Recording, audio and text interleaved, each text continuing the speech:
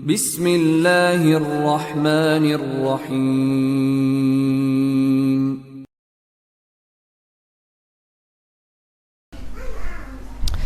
Bismillahirrahmanirrahim. Assalamualaikum warahmatullahi wabarakatuh. Innal hamdalillah nahmaduhu wa nasta'inuhu wa nastaghfiruh wa na'udzu billahi min sururi anfusina wa min sayyiati a'malina. May yahdihillahu fala mudilla lahu wa may yudlil fala hadiyalah. Asyhadu an la ilaha illallah wahdahu la syarika lah wa asyhadu anna Muhammadan 'abduhu wa rasuluhu la nabiyya ba'dah. Amma ba'd. Allahumma inna na'udzubika min ilmin la yanfa' wa min qalbin la yakhsha wa min nafsin la tashba wa min da'watin la yustajabu laha. Allahumma nafi'na bima 'allamtana wa 'allimna ma yanfa'una wa zidna ilma. Allahumma la sahla illa ma ja'altahu sahla wa anta taj'alul hasna idza syi'ta sahla faj'al kullu umurana sahlan muyassara. Kaum muslimin wal muslimat rahimani wa rahimakumullah. Alhamdulillah, di pagi hari yang mulia ini kita telah melaksanakan syiar di antara syiar-syiar Islam, yaitu salat subuh berjamaah di masjid. Semoga Allah Subhanahu wa taala menerima seluruh amal soleh kita dan dijadikan pemberat timbangan di yaumil mizan. Amin ya rabbal alamin.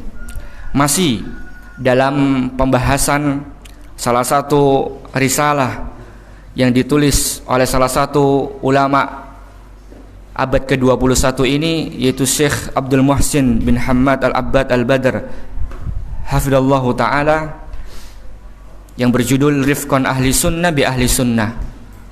Berlemah lembutlah wahai ahlu sunnah dengan ahlu sunnah yang lainnya. Dan yang membuat tertarik adalah di awal-awal ini beliau menyampaikan tentang bagaimana agar kita memperhatikan akidah yang benar, bagaimana kita berada di atas manhaj yang benar. Dan ini adalah ciri khas salah satu karya-karya para ulama salafus saleh yang senantiasa mengingatkan kita akan bahayanya penyimpangan. Ya, akan bahayanya penyimpangan. Maka kalau bisa kita teliti di sini, sebenarnya awal-awal ini malah nggak bahas masalah akhlak dulu gitu kan. Justru yang dibahas dalam masalah apa? Akidah. Yang dibahas dalam masalah manhaj, gitu kan. Maka ini sangat bagus sekali kitab ini. Dan alhamdulillah kita bisa berkesempatan mengkaji yang kitab yang satu ini. Baik. Kita telah menyebutkan pada pertemuan sebelumnya bahwa akidah Ahlus Sunnah wal Jamaah dan manhaj ini sudah ada sejak zaman Nabi SAW, bukan sesuatu yang baru. Dan ini yang harus ada dalam pola pikir kita, dalam mindset kita. Ketika Nabi SAW diutus oleh Allah Subhanahu Wa Taala, maka akidah dan manhaj ini sudah ada. Karena apa? Karena Nabi SAW diutus itu untuk membawa syariat, membawa akidah, membawa akhlak, membawa muamalah, dan membawa semuanya. Maka sejak diutus Nabi SAW, akidah Ahlus Sunnah itu sudah ada, bukan sesuatu yang baru. Berbeda dengan manhaj ahlul bidah wal ahwa, orang-orang yang senantiasa membuat perkara yang baru dalam masalah agama dan mengikuti hawa nafsu mereka. Munculnya mereka itu setelah meninggalnya Nabi SAW dan setelah meninggalnya kibarus sahabah, ini senior-seniornya para sahabat, sehingga muncullah mereka di akhir-akhir zaman sahabat dan ketika sahabat radhiyallahu anhum yang senior ini sudah mulai meninggal dunia. Dan kemarin kita terakhir membahas yaitu salah satu kelompok pertama yang muncul di dalam zaman atau di dalam sejarah Islam, yaitu kelompok apa? Khawarij, yang bermuncul pada zaman Rasul SAW, tapi ini belum terbentuk kelompoknya, namun karakter ya dan mindsetnya sudah ada, yaitu siapa? Jangan dilupakan itu ya, jangan dilupakan. Kemudian ketika di zaman Utsman ya mulai melakukan pembunuhan, dan di zaman Ali radhiyallahu an mereka sudah mulai muncul ya, apalagi dalam perang Siffin kemarin. Baik para jamaah dirahmati Allah Subhanahu wa taala, Ini tips ya, kalau kajian subuh gini kalau bisa Sabtunya itu tidurnya jam 9. Jangan lebih dari jam 9, ngantuk nanti. Ya, ini di antara cara agar kajian kita di waktu subuh ini benar-benar bisa kita rasakan dengan nikmat. Karena kalau setengah ngantuk, setengah hidup ini juga nggak nikmat. Gitu kan, nanti tahu-tahu bangun-bangun udah ada gorengan itu. Gitu kan. Jadi ngajinya mek sekedar duduk toh. Ini kalau bisa dirubah ya kebiasaan. Kalau udah ada jadwal pengajian ba'da subuh, maka kemarinnya itu jam 9 udah tidur. Insya Allah bangunnya fresh. Bahkan antum bisa lebih bangun sebelum waktu subuh, jam 3 itu bisa. Jadi jangan terlalu banyak-banyak begadang ya. Karena begadang tak ada artinya gitu ya. Kecuali memang untuk masalah agama. Kalau untuk sekedar nonton bola, nonton berita, nggak ada habisnya para jamaah. Baik, kemudian sebelum saya lanjutkan di sini, saya ingin membahas satu kelompok lagi setelah kelompok Khawarij, yaitu kelompok ini bernama Qadariyah. Ini kelompok kedua yang muncul setelah kelompok Khawarij. Imam Muslim rahimahullahu taala di awal kitab beliau ini Syarah Muslim Sahih Muslim meriwayatkan sebuah athar yang sangat panjang yang mengisahkan kemunculan paham Qadariyah. Dari Yahya bin Ya'mar, beliau mengatakan orang yang pertama kali berbicara masalah takdir di Basrah, ini yang pertama kali ya, yang mencetuskan pemahaman Qadariyah adalah namanya Ma'bad al-Juhani. Ma'bad al-Juhani. Kata Yahya bin Ya'mar, aku dan Humaid bin Abdurrahman kemudian pergi berhaji. Karena ini kan posisinya di Basrah, bukan di Mekah, bukan di Madinah, posisinya di Basrah. Ya. Kemudian yang meriwayatkan hadis ini mengatakan aku pergi dan bersama Humaid bin Abdurrahman pergi haji, ya, atau dalam riwayat yang lain itu dalam umroh, dan kami mengatakan seandainya nanti kita bertemu dengan salah satu sahabat Rasul Shallallahu Alaihi Wasallam, kita akan mengadukan pendapat mereka tentang takdir tersebut. Jadi bisa dikatakan kelompok ini muncul di zaman para tabi'in. Ya, para tabi'in. Sahabat-sahabat yang senior ini sudah mulai meninggal. Kemudian ketika mereka berangkat umrah atau berangkat haji ini bertemu dengan Ibnu Umar radhiyallahu anhuma, anak dari Umar bin Khattab radhiyallahu an, yang sedang memasuki masjid ketika itu. Jadi papasan. Lalu kami menggandeng beliau dari sisi kanan dan satunya dari sisi kiri, langsung disekap gitu ya istilahnya. Aku menyangka sahabatku menyerahkan pembicaraan kepadaku, sehingga aku pun berkata kepada Ibnu Umar, wahai Abu Abdurrahman, ini nama kunyanya Ibnu Umar, sungguh di daerah kami ada sekelompok orang yang berpandangan takdir itu nggak ada. Takdir itu tidak ada. Dari segala sesuatu itu baru ketika ada, pas terjadi. Dalam artian kelompok ini, sekte ini tidak meyakini adanya catatan takdir yang tertulis di Lauhul Mahfuz, ya, dan tidak pula diketahui oleh Allah sebelumnya. Maka Ibnu Umar berkomentar, kalau engkau bertemu dengan mereka, beritahukan mereka bahwa aku berlepas diri dari mereka dan mereka berlepas diri dariku. Demi zat yang Ibnu Umar bersumpah dengannya, seandainya mereka memiliki emas sebanyak gunung Uhud, lantas menginfakkannya, niscaya Allah tidak akan menerima infak tersebut sampai mereka mau beriman kepada takdir Allah Subhanahu wa taala. Subhanallah, ini menunjukkan betapa agungnya beriman kepada takdir Allah Subhanahu wa taala. Dan terkadang di kalangan kita pun kalau kena musibah, terkadang takdir ini tidak pernah kita tengok para jamaah. Ketika kita mendapatkan sebuah masalah, terkadang takdir ini kita lihat sebelah mata, sehingga kita tidak meyakini bahwa semua itu benar-benar atas kehendak Allah Subhanahu wa taala. Makanya sampai Ibnu Umar bersumpah seperti itu. Meskipun orang ini infak sebegitu banyaknya, tapi kalau tidak ada keimanan kepada takdir Allah Subhanahu wa taala, enggak akan diterima infaknya.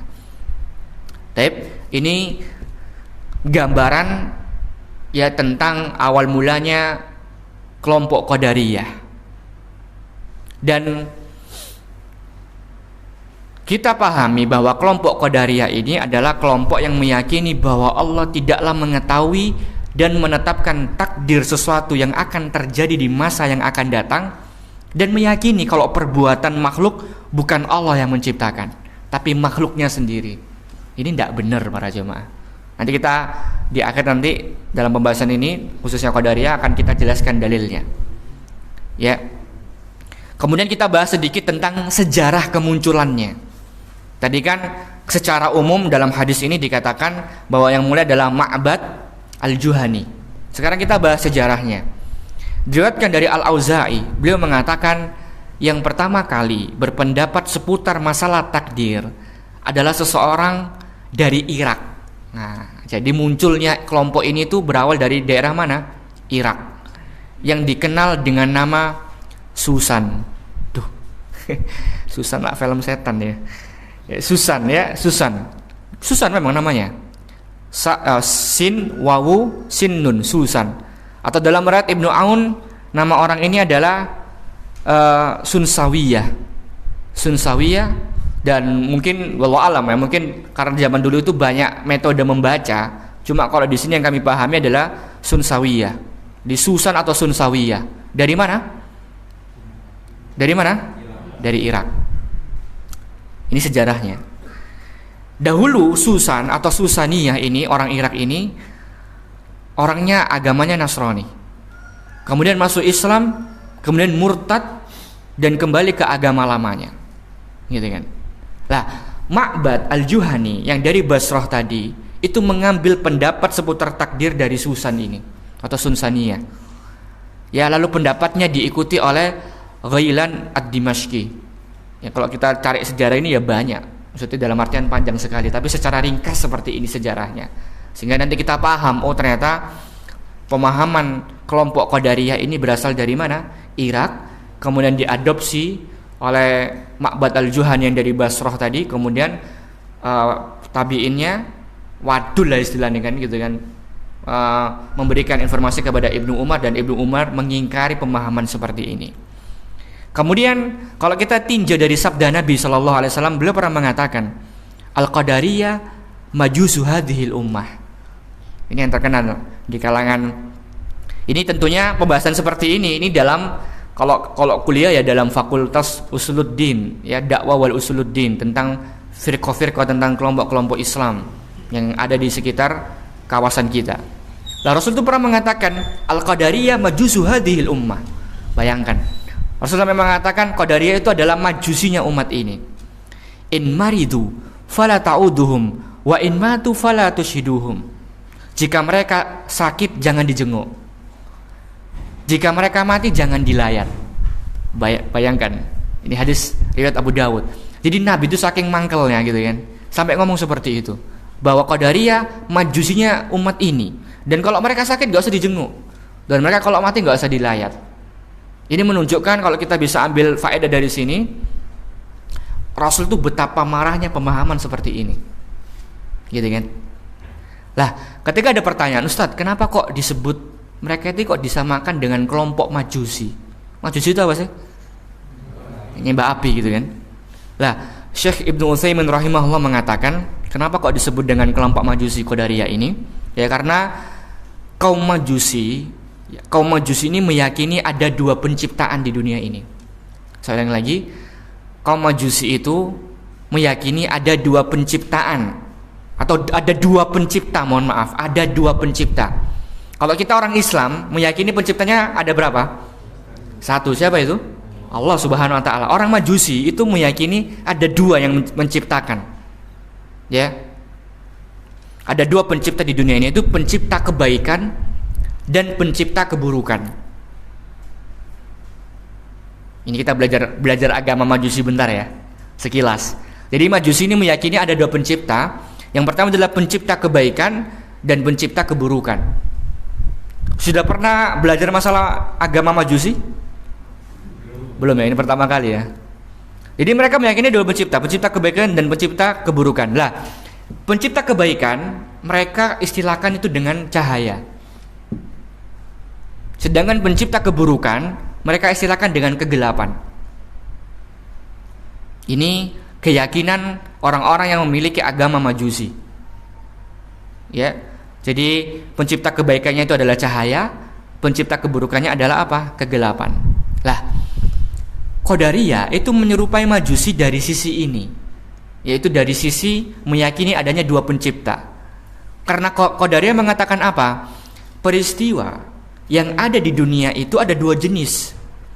Peristiwa akibat perbuatan Allah, maka ini adalah ciptaan Allah. Dan peristiwa akibat perbuatan hamba, maka ini adalah ciptaan hamba, bukan ciptaan Allah. Kira-kira mudah gak para jamaah? Saya ulangi lagi ya. Majusi tadi kan meyakini ada dua pencipta, ya kan? Pencipta kebaikan dan pencipta keburukan. Kalau pencipta kebaikan itu mereka istilahkan apa? Cahaya. Kalau pencipta keburukan mereka istilahkan apa? Kegelapan. Lah, dari sinilah kenapa Rasulullah SAW itu menyamakan Qadariyah sama dengan Majusi. Karena Qadariyah pun juga meyakini ada dua pencipta. Paham? Yang pertama, mereka meyakini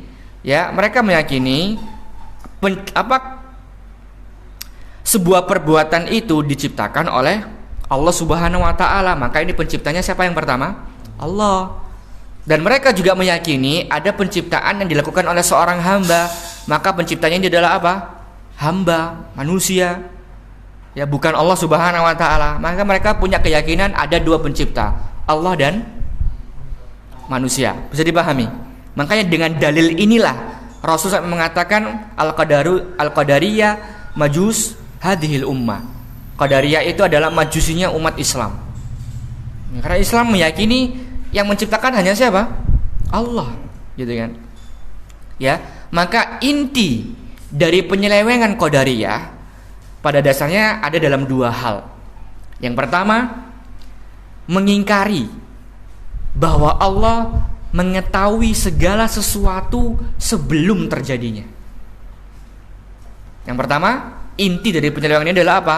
Mengingkari bahwa Allah mengetahui, ya, bahwa Allah mengetahui segala sesuatu sebelum terjadinya.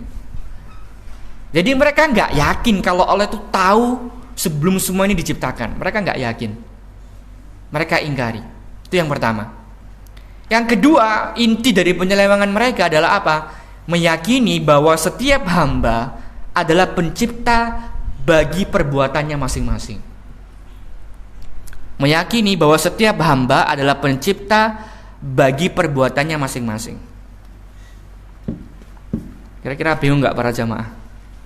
Kalau bahas masalah akidah ini ya, apalagi kelompok-kelompok yang tersesat, ini memang harus agak konsentrasi lebih tinggi. Ya, saya pernah di pesantren tuh belajar takribut tadmir. Itu apa, syarat tadmuriyah itu luar biasa. Itu masalah asma wa sifat ya, masalah asma wa sifat. Itu kalau kita nggak masuk sekali itu sudah kerasa nggak pahamnya ketika di pesantren dulu. Itu bahasanya sulit sekali. Emang terkait masalah-masalah pemahaman akidah dan sebagainya emang harus lebih konsentrasi. Lah, ini tentang Qadariyah. Akan tetapi para ulama menyebutkan bahwa Qadariyah yang asli yang muncul pada masa Ibnu Umar itu udah nggak ada. Untungnya seperti itu.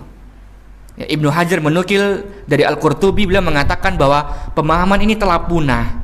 Kami tidak tahu ada orang belakangan yang menisbatkan dirinya kepada pemahaman ini.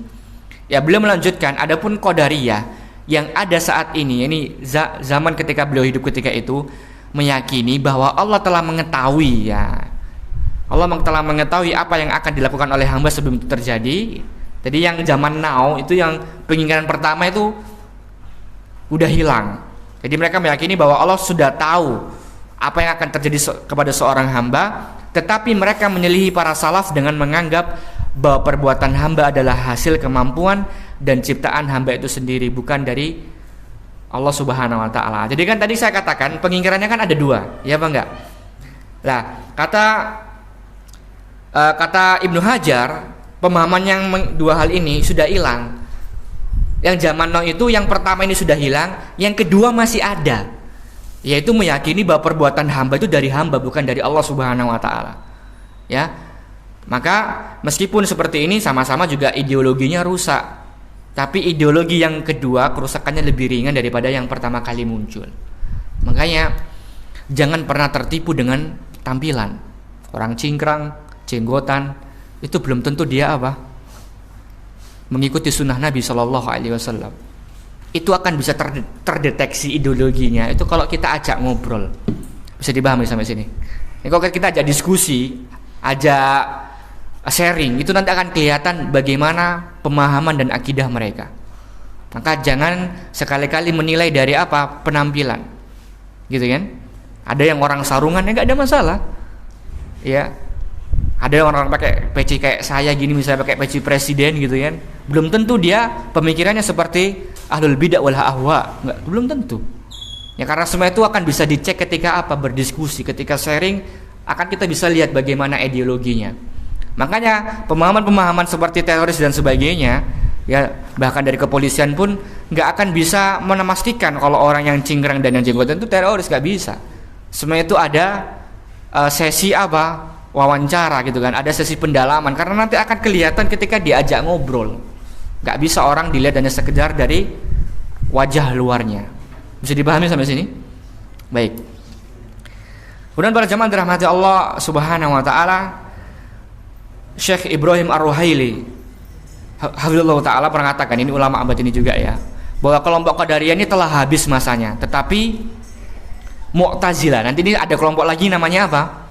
Mu'tazilah, yang menumbuhkan kembali pemahaman Qadariyah, menjabarkannya dan berpanjang lebar membahasnya. Oleh karena itu bisa kita katakan bahwa Mu'tazilah adalah pewarisnya Qadariyah, sehingga Mu'tazilah disebut juga dengan Qadariyah. Adapun Mu'tazilah ini masih ada hingga zaman sekarang, ya, dan mereka mewariskan pemahaman-pemahaman Qadariyah. Ini secara singkat seperti itu. Nah, sekarang saya sampaikan dua dalil ya, cukup dengan dua dalil saja ini sudah mematahkan pemahaman Qadariyah. Yang pertama adalah surat At-Takwir. Surat At-Takwir ayat ke-29. Ya, surat At-Takwir ayat ke-29 Allah mengatakan a'udzubillahi minasyaitonirrajim. Wa ma tasha'una illa ayyasha Allahu rabbul alamin. Masya Allah. Ini sudah sangat jelas dalilnya ya. Jazakallahu khair.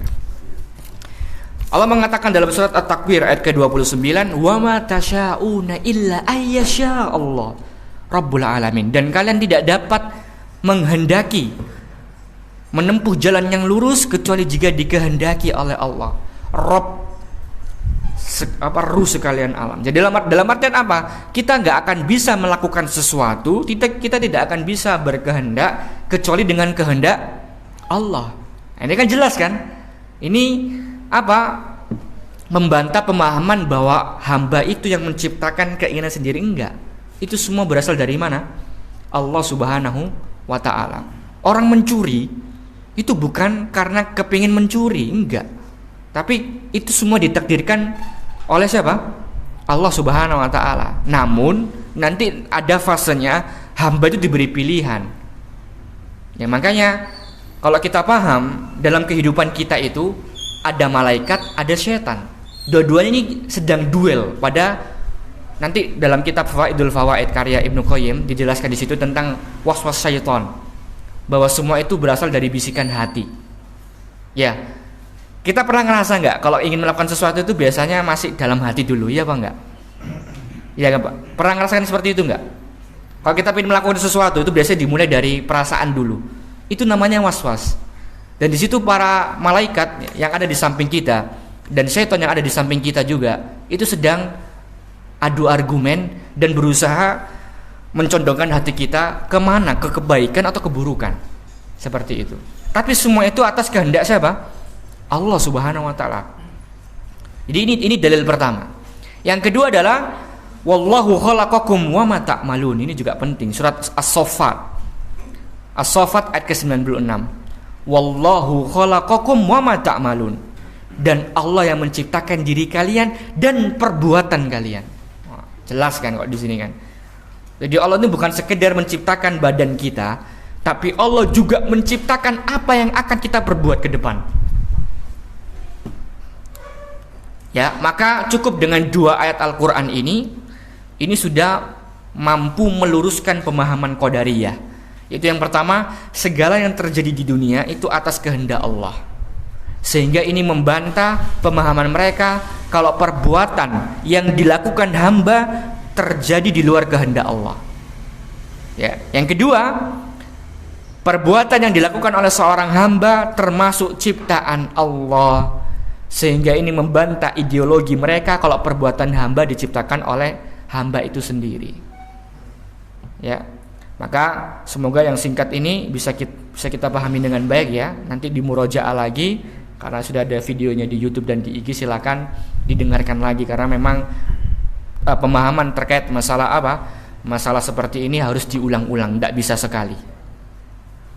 Baik, para jamaah dirahmati Allah Subhanahu Wa Taala, kita buka kitab kita ya. Kemarin kita berhenti di halaman 5. Yang punya kitabnya bisa dibuka halaman 5.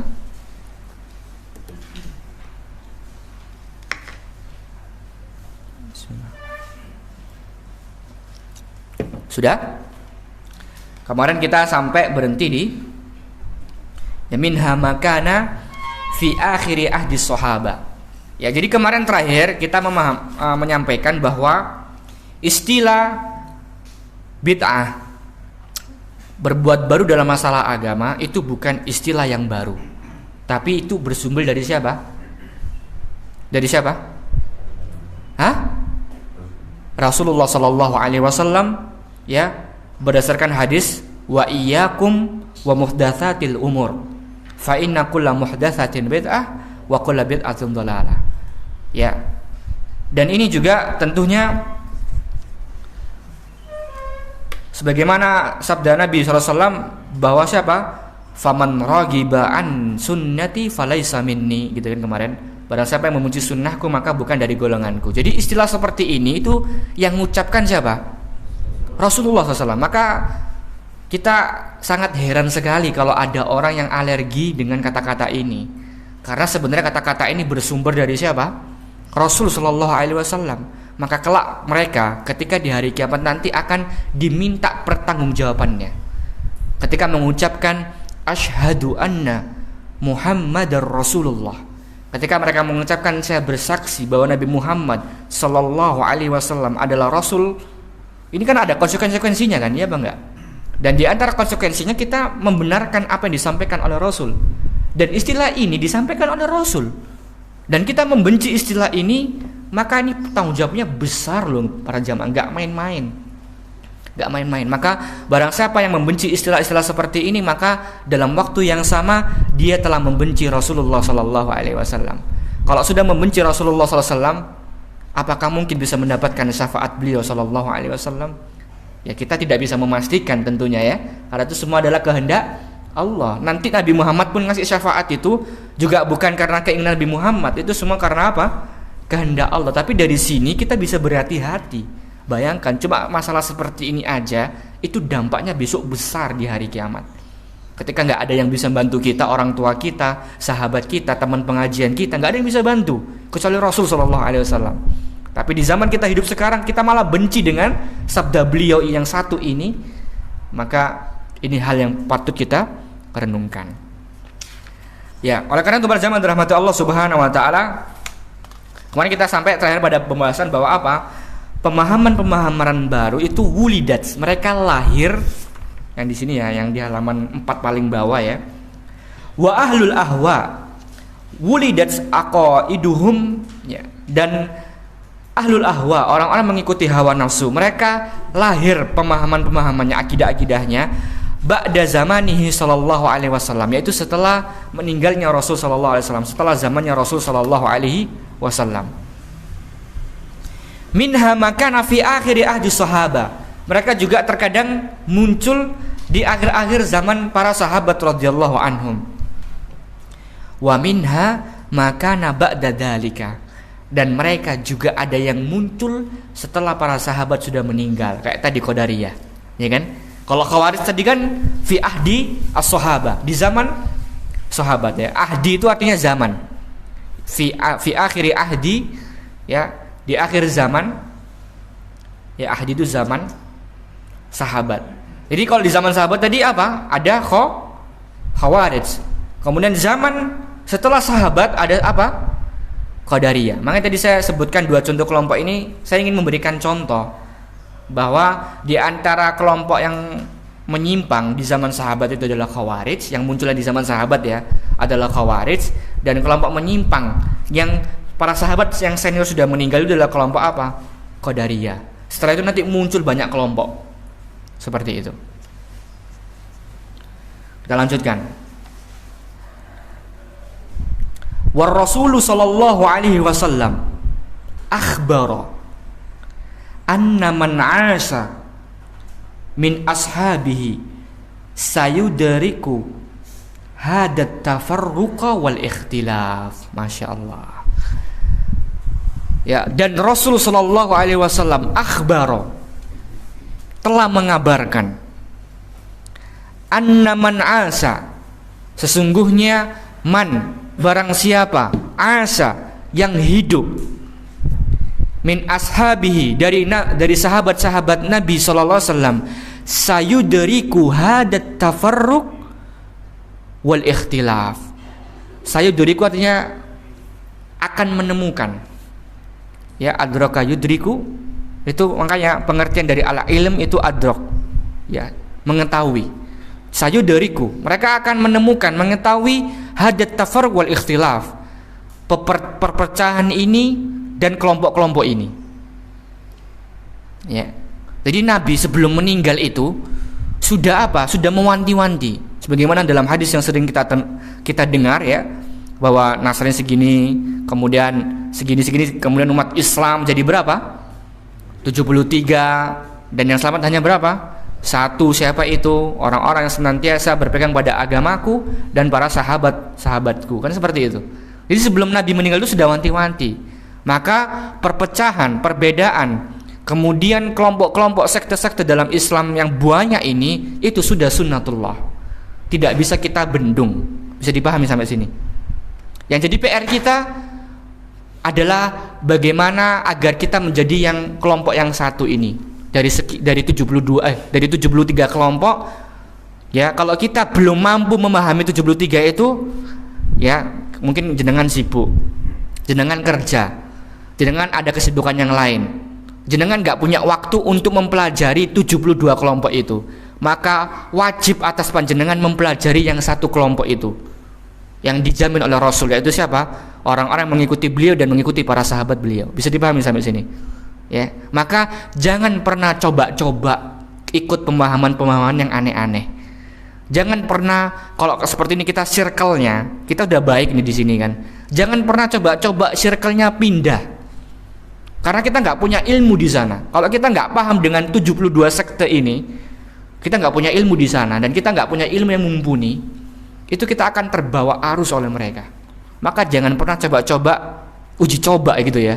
Apa Ustaz, saya tak duduk sama kelompok fulan misalnya, yang suka nari-nari misalnya gitu kan. Saya soalnya suka nari Ustaz gitu kan.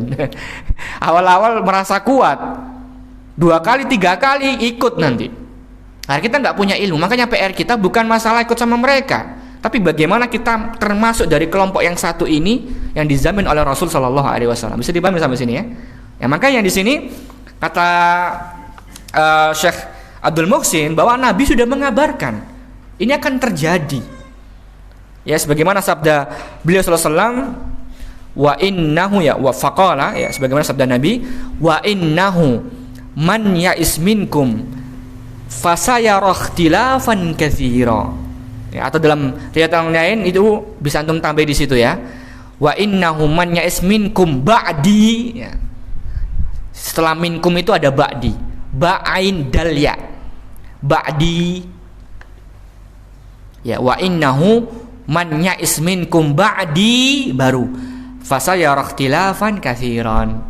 Man, barang siapa, ya, wa innahu, ya, dan sesungguhnya man barang siapa ya'is minkum, ya, hidup di antara kalian, ba'di, setelah aku, setelah sepeninggalku, fasayara, ya, kalau kita belajar bahasa Arab, fasayara, ya, fa ini kan maka, ya, sa menunjukkan, ini salah satu alamatul fi'il yang menunjukkan akan datang. Sa itu akan kan, yara, ya, fi'il mudhari', menunjukkan bahwa ini akan terjadi terus sampai hari kiamat.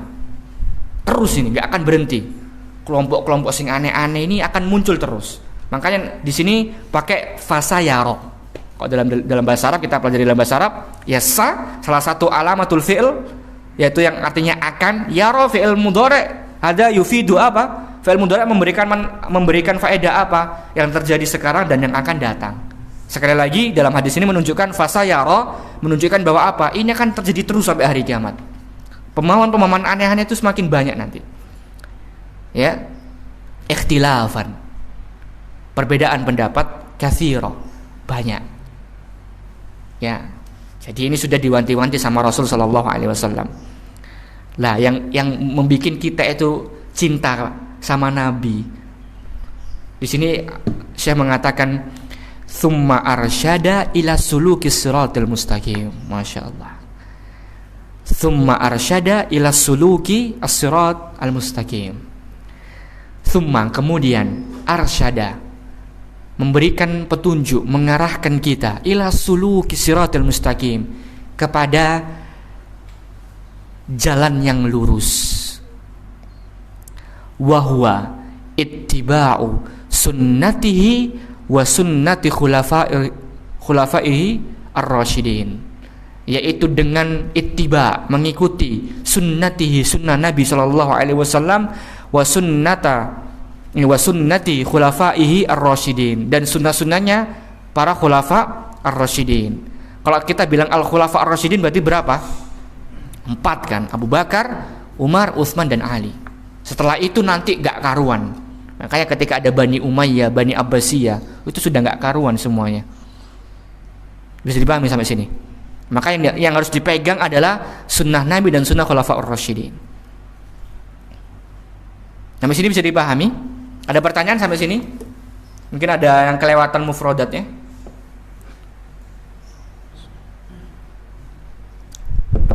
Bisa ya? Dan ini yang penting, kita lanjutkan. Wa haddara min muhdatsatil umur. Nah, ini yang kalau bisa jenengan kasih stabilo ini. Ya, atau tempel di kamar, bahwa Nabi wahaddara, Nabi memperingatkan, min muhdatsatil umur, dari perkara-perkara yang baru dalam masalah agama. Dari perkara-perkara yang baru dalam masalah agama.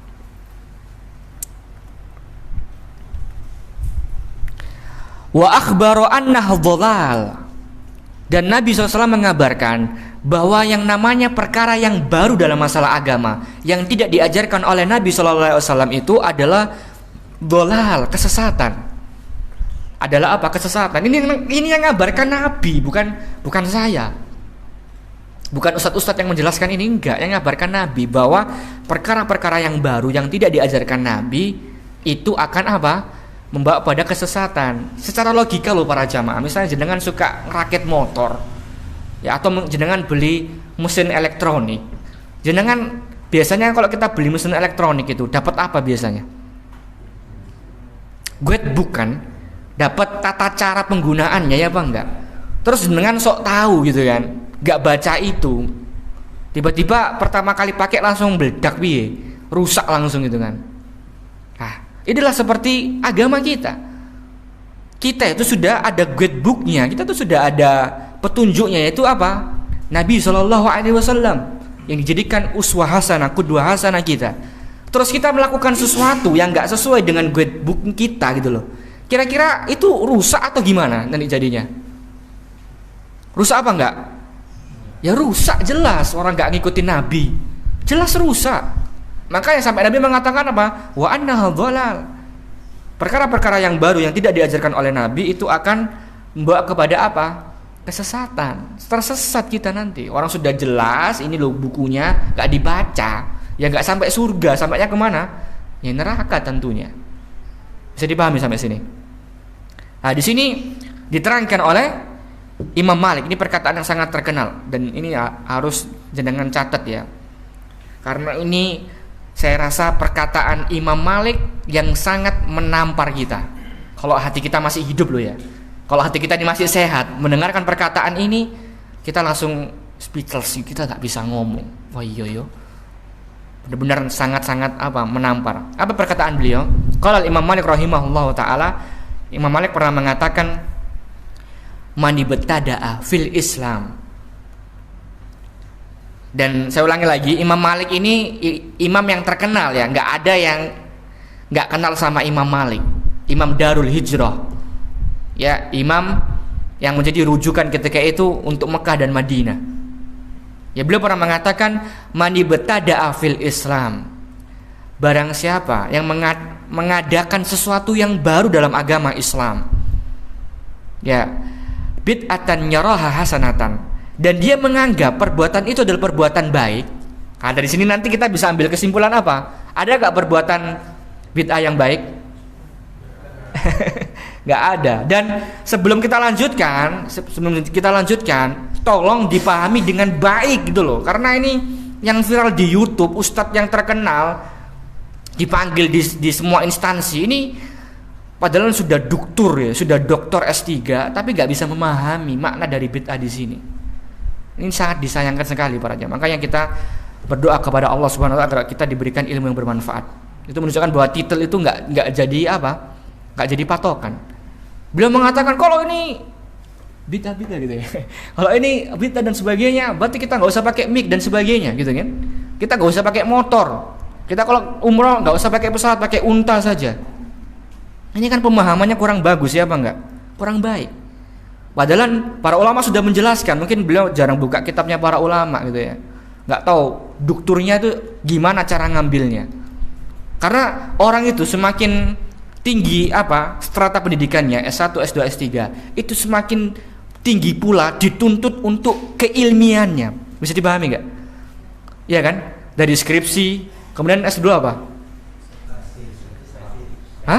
Tesis, habis tesis disertasi. Itu kan semuanya harus ilmiah. Orang yang sekelas S1 aja skripsi harus ilmiah.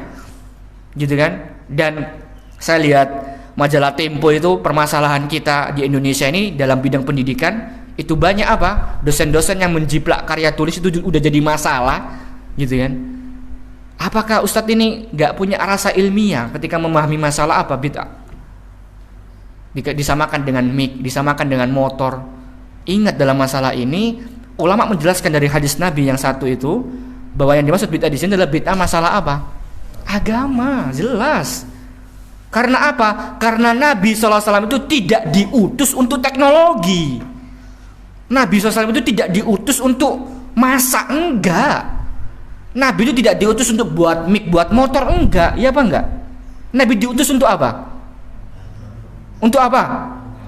Menyampaikan syariat yang Allah turunkan kepada umat manusia, ya apa enggak? Logikanya kan harusnya main. Ya kalau Nabi diutus itu buat mic, buat motor, buat bangunan. Makanya sampai ada dalam hadis Nabi, mungkin beliau juga enggak dengar hadis yang satu ini gitu kan. Apa kata beliau? Antum a'lamu bi umuri dunyakum. Kalian itu, ini kan peristiwanya ketika itu ada salah satu sahabat yang nanem di kebun. Terus Rasul itu kasih kasih pendapat. Nah, karena sahabat ini sangat menghargai Nabi, diikutin. Nah, kok ternyata nggak tumbuh, tambah bosok, gitu kan? Akhirnya Nabi mengatakan apa? Antum a'lamu bi umuri dunyakum. Kalian tuh lebih tahu tentang perkara-perkara dunia kalian. Jelas ini hadisnya sahih. Lah kok sekarang ada memahami masalah bid'ah itu mic, HP dan aduh. Ya makanya saya tuh di project saya yang Muslim Positif itu kepingin meningkatkan literasinya anak-anak muda dulu biar nggak gampang terprovokasi. Kita itu gampang terprovokasi, gampang kena omongan orang karena kita nggak pernah baca, karena kita nggak pernah meningkatkan keilmiahan kita gitu loh. Nah, anak-anak muda ini kalau seperti ini terus kan bahaya atau para jamaah, ya apa enggak? Cuma katanya denger hoax gitu kan. Kalau literasinya nggak diangkat, dan Indonesia termasuk literasi yang tingkat yang paling bawah, kesadaran untuk membaca itu cuma sedikit. Ya makanya masyarakat kita tuh gampang diadu domba. Bisa dipahami? Kalau yang masalah dunia saja bisa diadu domba, apalagi masalah akhirat. Maka bisa dipahami di sini ya. Istilah-istilah bid'ah ini ingat, itu Nabi menerangkan dalam masalah agama. Ketika ditanya, kok bisa seperti itu? Sampaikan kepada yang bersangkutan. Iya, karena Nabi diutus untuk menjelaskan syariat Allah, bukan untuk ciptakan teknologi, bukan untuk ciptakan kayak tadi misalnya berkebun tadi, enggak. Sampai Nabi akhirnya ngomong apa? Antum a'lamu bi umuri dunyakum, kalian lebih tahu masalah dunia daripada aku. Aku ini cuma masalah apa? Agama yang berkaitan dengan akhlak, jual beli, gitu kan? Dan yang lainnya. Ini kan yang berhubungan dengan masalah syariat. Kalau di luar itu ya sudah, kalian lebih jago. Makanya jangan kaget kalau orang kafir lebih mantep teknologinya, tapi dari sisi agama mereka bunuh diri. Ya apa enggak? Ya apa enggak? Iya kan? Kalau kita lihat teknologinya orang-orang luar itu, waduh, sampai buat robot kayak manusia beneran, ya apa enggak? Di Jepang itu kan luar biasa sekali. Tapi masalah agamanya bener apa enggak? Ya salah jelas. Nyembah matahari, kalau enggak ini bunuh diri gitu kan. Padahal dalam Islam bunuh diri enggak boleh. Bisa dipahami sampai sini ya? Ya semoga Allah berikan kita hati yang bersih sehingga kita bisa menerima kebenaran terus menerus. Yaitu masalah bid'ah. Saya ulangi lagi. Jadi kata Imam Malik, man ibtada'a fil Islam bid'atan yaraha hasanah. Barang siapa yang mengadakan sesuatu yang baru dalam masalah agama ini dan ia menganggap itu baik, hati-hati. Ya, dan sekali lagi ini sesuatu yang baru dalam masalah agama. Maka apa kata Imam Malik? Ini serem para jemaah. Beliau mengatakan faqad za'ama anna Muhammadan sallallahu alaihi wasallam khana ar-risalah. Subhanallah. Ketika seseorang sudah seperti ini, membuat perkara yang baru dalam masalah agama dan dia melihat bahwa itu adalah hal yang baik, gak apa-apa Ustaz, ini kan demi kita mengingat Nabi SAW. Gak apa-apa Ustaz, gak apa-apa Ustaz. Melihat itu hal yang baik, maka apa kata Imam Malik? Beliau mengatakan maka sungguh dalam waktu yang sama dia telah menuduh Nabi Muhammad SAW telah berbuat khianat. Subhanallah. Memang secara lisannya gak menuduh bahwa Nabi berkhianat, tapi secara sikapnya itu sudah menuduh Nabi Muhammad SAW. Serem apa enggak para jemaah? Serem. Ini orang terbaik di muka bumi loh. Terus kita berani menuduh bahwa beliau ini berkhianat dengan risalah yang beliau bawa. Gitu kan?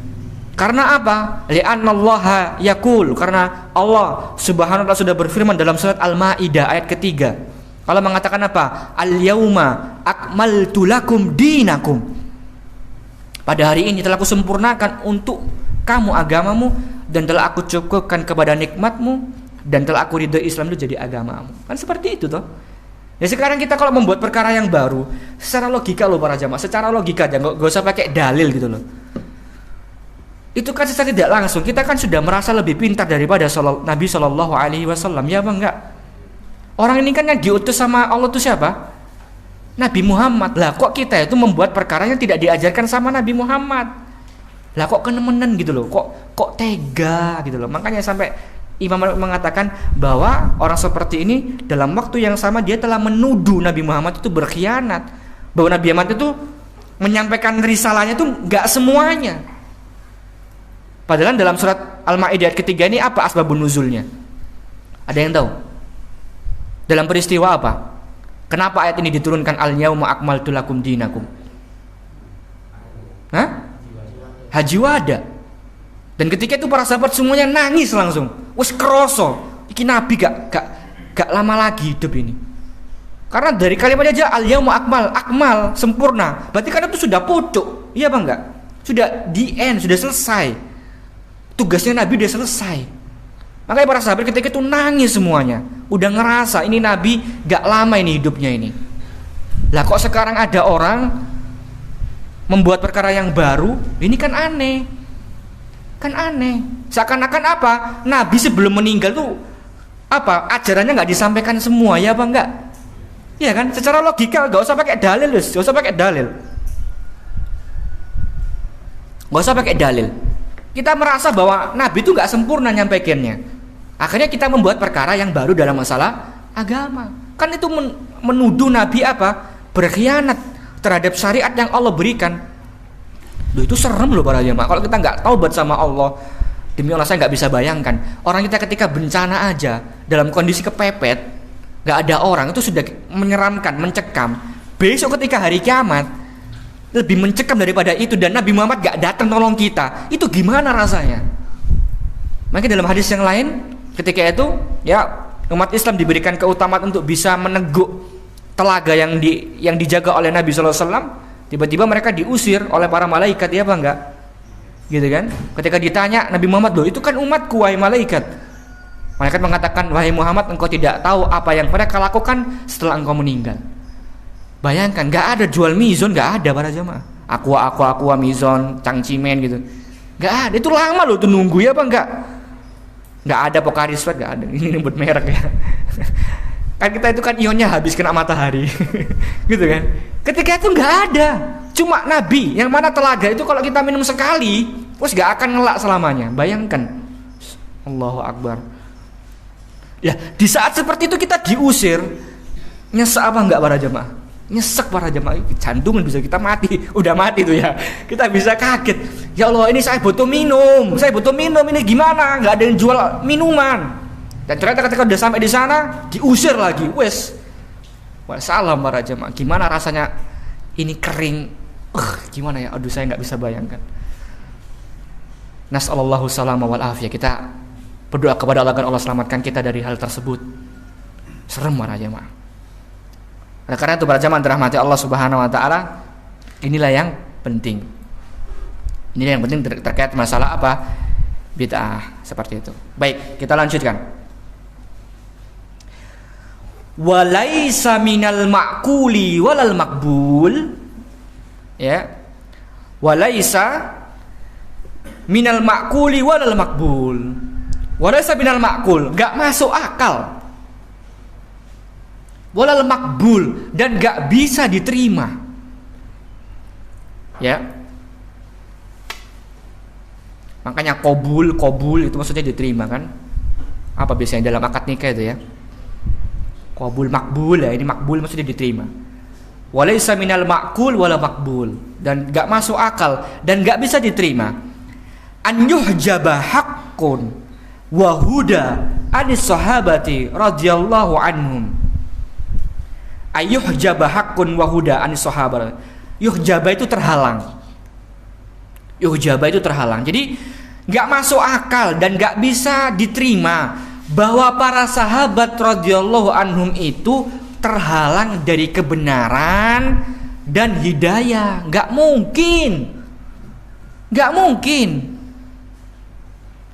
Wa yuddakhar li unasin yaji'una ba'dahum. Sedangkan orang atau manusia, unas itu jamak dari anas, itu jamaknya unas. Ya, annasu itu kan manusia, jamaknya unasun. Manusia.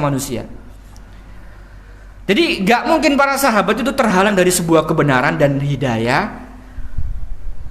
Dan dalam waktu yang sama manusia yang datang setelahnya, ya yaji'una itu datang ba'dahum setelah para sahabat itu mengetahui apa kebenaran dan hidayah itu. Gak mungkin.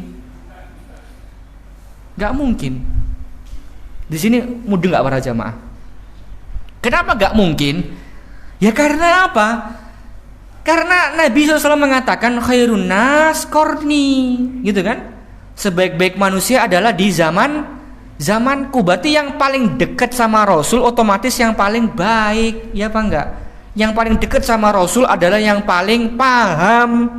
Yang paling dekat sama Rasul adalah yang paling mengetahui tentang bagaimana diajarkan oleh Nabi. Maka gak masuk akal kalau para sahabat itu nggak tahu apa yang diajarkan Nabi. Bisa dipahami sampai sini? Nggak masuk akal kalau para sahabat itu nggak melihat apa yang dilakukan oleh Nabi. Nggak mungkin orang dia hidup bareng sama Nabi. Nggak mungkin. Gitu kan? Fa inna tilkal bid'ah al muhdatsa kulluha syarr. Ya, kullaha syarr. Karena semua hal yang baru dalam masalah agama semuanya adalah syarr. Syarr itu keburukan. Ya, walau kana fi syai'in minha khairun lasabaqa ilaihi sahaba. Ini yang terkenal. Ini yang buku yang ditulis oleh Ustadz Abdul Hakim Al-Abbad. Mohon maaf kok Al-Abbad. Abdul Hakim apa? Abdad, naam. Nasi itu. Baik. Jadi walau kana fi syai'in minha khair, kalau seandainya hal itu baik, la sabaqa ilaihi sahaba, maka para sahabatlah yang akan mengerjakan pertama kali. Kita berhenti di sini insyaallah. Ini saya akan terangkan agak panjang masalah ini. Mek sak menit tok 1 jam ya, Masya Allah ya. Sekarang saya jelaskan masalah kaedah ini. Ya, ada suatu kaedah yang bisa menjadikan patokan apakah suatu amalan itu baik atau buruk. Jadi kalau jenengan mau menilai amalan yang kita lakukan ini baik atau buruk, ini ada patokannya. Yang mana kaedah ini harus dicatat oleh kaum muslimin, khususnya Ahlussunnah wal Jamaah yang mengikuti Nabi sallallahu alaihi wasallam. Yaitu sebuah kaedah lau kana khairan lasabaquna ilai. Seandainya amalan itu baik, tentu para sahabat itu sudah mendahului kita untuk melakukannya. Ini kaedah dan ini harus dicatat dan harus dalam mindset kita. Ibnu Katsir ketika menafsirkan surat Al-Ahqaf ayat 11. Surat Al-Ahqaf ayat 11. Coba bisa dibaca. Saya juga penasaran ini ayatnya gimana. Surat Al-Ahqaf ayat 11. Al-Ahqaf ya. Ayat 11. Langsung artinya aja coba biar orang-orang bisa. Dan orang-orang yang kafir berkata kepada orang-orang yang beriman, sekiranya Al-Quran itu sesuatu yang baik, tentu mereka tidak pantas mendahului kami beriman kepadanya. Tetapi karena mereka tidak mendapat petunjuk dengannya, maka mereka akan berkata, ini adalah dusta yang lama. Sudah. Ya, jadi itu tentang orang-orang kafir mengatakan bahwa itu dilasabakuna ilai, gitu kan? Nah, di sini Ibnu Katsir mengatakan, wa amma Ahlussunnah wal Jamaah fayaquluna fi kulli fi'lin wa qawlin lam yasbat an sahaba wa bid'ah. Ini bukan saya lagi yang ngomong, ini nanti saya diprotes lagi ini. Ini Ibnu Katsir, bisa dicek dalam tafsirnya Ibnu Katsir surat Al-Ahqaf ayat ke-11. Wa amma Ahlussunnah wal Jamaah, adapun para ulama Ahlussunnah wal Jamaah fayaquluna, mereka mengatakan fi kulli fi'lin wa qaulin lam yasbut anis sahabah wa bid'ah. Mereka berkata pada setiap amalan atau perbuatan yang tidak pernah dilakukan oleh para sahabat, maka mereka menggolongkan sebagai apa? Bid'ah. Perkara yang baru dalam masalah agama. Li'annahu, kata Ibnu Katsir, lau kana khairan lasabaquna ilai. Oh, ternyata kaedah ini munculnya dari siapa? Ibnu Katsir lah. Jadi kan kita tahu akhirnya. Oh, ini kita sering-sering buka kitab-kitab para ulama, akhirnya kita paham. Jadi kaidah lasabaquna ilai, ya, lakukan khairan lasabaquna ilai itu dari siapa? Ibnu Katsir. Karena apa? Karena para sahabat tidaklah melihat suatu kebaikan kecuali mereka itu akan langsung lakukan. Pernah dengar peristiwa ketika turun ayat hijab itu? Perempuan para akhwat disuruh pakai kerudung, pakai hijab. Apa yang terjadi? Ditarik semua selambunya itu. Ya kan? Cukup satu hadis ini menunjukkan betapa semangatnya mereka dalam mengamalkan perintah Nabi SAW. Ya apa enggak? Lah kalau itu baik, pasti mereka dulu yang lakukan, bukan kita. Bukan orang-orang sekarang ini lah. Sekarang ada orang sok tahu dalam masalah agama, enggak mau ngikutin apa yang diajarkan Nabi, merasa ini lebih baik. Lah ngawur ini. Ngawur, jelas ngawur para jemaah. Serampangan seperti ini. Ya. Li'annahum lam yatruku khosla min khisalil khair illa wa qad badiru ilaiha. Ya karena para sahabat itu apa? Mereka itu enggak akan meninggalkan perintah Nabi SAW, apalagi itu perintah kebaikan, illa wa qad badiru ilaiha, kecuali mereka akan badir, cepat-cepat segera untuk melakukannya. Itu kata Ibnu Katsir. Ya. Dan perkataan Ahlussunnah tersebut dikatakan oleh Ibnu Katsir di tempat yang lain dalam tafsir Al-Quran Al-Azim ketika membawakan ayat wa anna laisa lil insani illa ma sa'a, dan bahwasanya seorang manusia tidak memperoleh selain apa yang diusahakannya. Beliau mengatakan wa min hadhil ayat istambata Syafi'i wa man tabi'ahu annal qira'a la yasilu ihda sawabuha illal mauta. Dalam ayat ini Imam Syafi'i, ya ini yang kita Indonesia mengatakan banyak mengikuti mazhab Syafi'i, harusnya sering-sering buka kitab-kitab yang ditulis oleh Imam Syafi'i dan ulama-ulama yang Syafi'i ya. bahwa bacaan Al-Qur'an tidak sampai pahalanya pada mayit karena bacaan tersebut ya li'annahu laisa min amalihim wala kasbihim. Ya, karena bacaan tersebut bukan amalan si mayit dan bukan usahanya. Walihada lam yandub ilaihi Rasul sallallahu alaihi wasallam ummatihi wala hasuhum alaihi. Oleh karena itu kata Ibnu Katsir, Rasul itu enggak pernah menganjurkan umatnya dan tidak memotivasi mereka untuk melakukan tersebut. Apa tadi? Ngaji untuk mayit. Paham sampai sini? Karena nggak akan sampai. Kadang kata Ibnu Qayyim itu bukan amalan si mayit dan bukan udah mati. Orang mati sok ngaji para jamaah. Nggak bisa Ustaz, makanya kita ngajikan. Lah iya tapi ya pahalanya buat jenengan bukan buat si mayit. Orang kan itu kan amalan ya apa enggak? Amalan untuk diri sendiri toh. Seperti itu. Wala arsyudahum ilaihi binasil wala ima walam yankilu an ahadin minas sahabah radhiyallahu anhum walau kana khairan nasabakuna ilaihi. Diulangi lagi kaidah ini dalam ayat ini. Ya, ini mohon maaf saya tidak menemukan ayatnya, nanti dicari ya. Wa anna, mungkin Ustaz siapa? Yang ngajar bahasa Arab. Masya Allah, Ustaz Iqbal dibantu ya, nanti di-share di grup. Coba cari ini surat apa? Wa anna laisa lil insan illa ma sa'a. Nanti biar jamaah bisa ngecek apa tafsirnya surat ini, ayat ini. Jadi dia mengatakan tidak ada nas, tidak ada dalil, tidak ada bukti yang otentik. Tahu otentik para jamaah ya? Yang original. Gak ada dalil yang masih original yang memuat anjuran tersebut. Begitu pula para sahabat radhiyallahu anhum yang menukilkan ajaran baca Quran untuk sima itu nggak ada. Laukana kharana sabakuna ilaih. Kalau seandainya ada, pasti para sahabat melakukan. Apalagi ketika meninggalnya para putra-putri Nabi Shallallahu Alaihi Wasallam. Kan banyak tuh putra-putrinya Nabi, ya apa enggak? Pernah nggak ketika meninggal digitukan? Ada gak asarnya? Ada gak riwayatnya seperti itu? Lah kok sekarang ada yang seperti itu? Ya kan aneh. Kan aneh para jamaah. Maka para jamaah dirahmati Allah Subhanahu wa taala dalam masalah ibadah, mendekatkan diri kepada Allah, itu hanya terbatas pada dalil. Kalau nggak ada dalil gak usah dilakukan. Ini kaidah fikih ya. Jadi dalam masalah ibadah, qurobat, mendekatkan diri kepada Allah, itu terbatas mentok sampai ada dalil. Kalau nggak ada dalil gak usah dilakukan. Ya, tidak bisa dipakai analogi dan kias. Kalau dalam masalah ini nggak bisa. Adapun amalan doa, sedekah, maka para ulama sepakat akan sampainya bermanfaat amalan tersebut dan didukung oleh dengan dalil lah. Adapun kalau untuk si mayit, misalnya kita doa, terus kita sedekah misalnya, sedekah atas nama mayit, itu insya Allah masih bisa. Bisa dipahami sampai sini.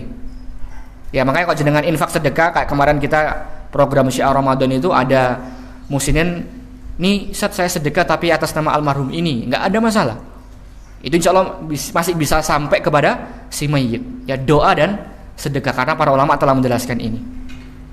Ya maka silakan terapkan prinsip Ahlussunnah wal Jamaah di atas untuk menilai suatu perkara ibadah itu. Ya bukan perkara dunia loh, yang bukan perkara dunia, perkara ibadah, apakah perkara itu baik atau buruk. Seandainya orang saat ini itu melakukan suatu amalan ibadah atau suatu perayaan, namun para sahabat Nabi SAW tidak pernah melakukan dan mencontohkannya, maka bisa dipastikan amalan itu bermasalah. Ya, karena para sahabat Rasul itu tentu lebih semangat dalam kebaikan daripada kita. Atau mungkin kita sudah merasa lebih baik daripada mereka. Silakan renungkan siapa kita para jemaah. Ya.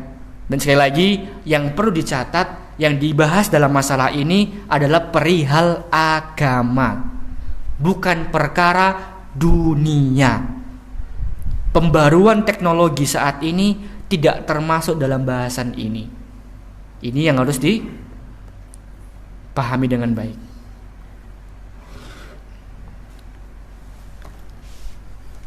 Lanjut tapi nanggung. Saya lanjutkan dikit aja ya, nggak apa-apa ya. Sedikit aja, ini nanggung sampai ini, sampai perkataan Imam Malik yang ini. Kita baca. Lakinnaha syarrun ubtuliya bihi katsirum mimman jaa ba'dahum mimman inharafu amma kana alaihi sahaba. Ya. Akan tetapi ya keburukan itu akan menimpa kepada kebanyakan ubtuliyah itu musibah ya, atau menimpa juga bisa. Yang menimpa banyak orang-orang ya yang datang setelah para sahabat radhiyallahu anhum. Justru musibah itu datang, musibah masalah agama itu datang setelah para sahabat meninggal. Mimman inharafu, yaitu mereka yang inharafu, yang menyimpang amma kana alaihi sahabah, menyimpang dari apa yang diajarkan oleh para sahabat. Wa qad qala, ini juga bagus perkataan Imam Malik ini. Wa qad qala al-Imam Malik rahimahullah, telah berkata Imam Malik, lan yusliha akhir hadhil ummah illa ma aslaha awwaluha. Masyaallah, bagus sekali ini. Lan yusliha akhir hadhil ummah illa ma aslaha awwaluha. Umat ini gak akan bisa menjadi baik dengan sarana yang dapat menjadikan baik umat pertama. Dalam artian apa? Lan yusliha akhir hadhil ummah, gak akan bisa baik umat-umat akhir zaman ini illa ma aslaha awwaluha, kecuali meniru terhadap zaman yang terbaik ketika pertama kali, yaitu siapa? Sahabat radhiyallahu anhum. Masya Allah. Maka kita bisa katakan orang yang cerdas, orang yang bijak itu pasti belajar dari sesuatu yang terbaik, iya apa enggak? Orang yang pintar, yang cerdas, yang bijak itu pasti belajar dari sesuatu yang terbaik. Jadi gak setengah-setengah, langsung cari yang terbaik. Ya, maka jika kita membaca sejarah mereka, maka akan terlihat bahwa mereka para sahabat radhiyallahu anhum memegang prinsip indah, memberi porsi yang besar untuk ilmu agama, ilmu yang akan membentuk akidah, iman, takwa dan akhlak mereka. Seperti itu. Baik. Insyaallah sampai sini ya. Kita akhiri. Insyaallah, jadi sebenarnya mau bahas ini cuma waktunya enggak. Insyaallah mungkin bulan depan kita akan bahas. Ini bisa dibagikan, ini kita bahas pertemuan bulan depan insyaallah. Monggo. Yang ibu-ibu juga dikasih ya, biar mereka ada. Itu sedikit saya tulis tentang ringkasan ya, secara ringkas, secara umum aja tentang penjelasan kelompok-kelompok yang harus diwaspadai, ya, yang harus diwaspadai. Karena nanti di halaman berikutnya, di halaman 6 nanti kita di situ nanti siapa? Syekh Abdul Muhsin ini menyinggung masalah kelompok-kelompok. Ya, kelompok-kelompok yang apa? Kelompok-kelompok yang tidak baik, yang harus kita pahami bersama. Ibu-ibu kurang? Itu disimpan, insyaallah besok bulan depan kita akan bahas sedikit kelompok-kelompok itu ya. Fahadha ma aqulu lakum subhanakallahumma bihamdika asyhadu an la ilaha illa anta astaghfiruka wa atubu ilaik. Wa akhiru da'wana alhamdulillahi rabbil alamin. Assalamualaikum warahmatullahi wabarakatuh.